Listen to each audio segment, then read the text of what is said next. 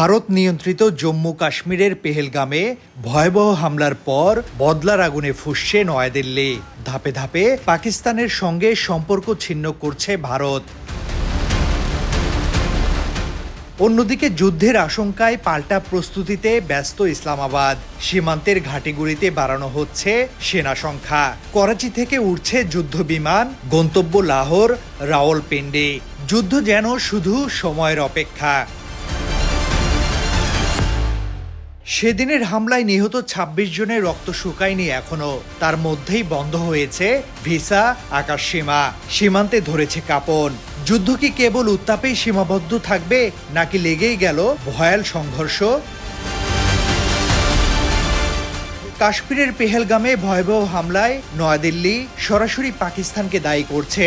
বলছে এই হামলা ছিল পূর্ব পরিকল্পিত। অন্যদিকে ইসলামাবাদ পাল্টা দাবি করছে এটি একটি ফলস ফ্ল্যাগ অপারেশন বা ভারতের সাজানো নাটক।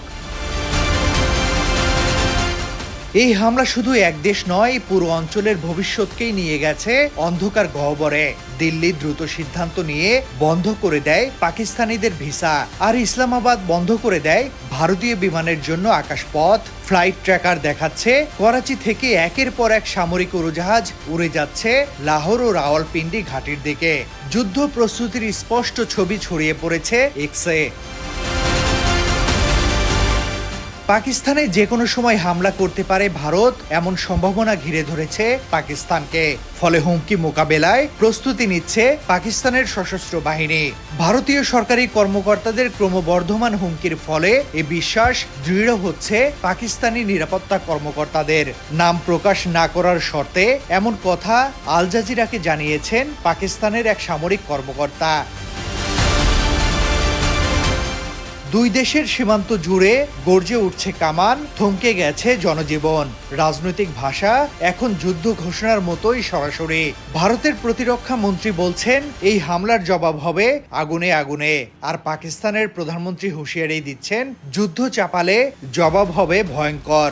এই মুহূর্তে দিল্লি ও ইসলামাবাদের ভাষা আর কূটনৈতিক নেই, এটি সরাসরি যুদ্ধের ভাষা।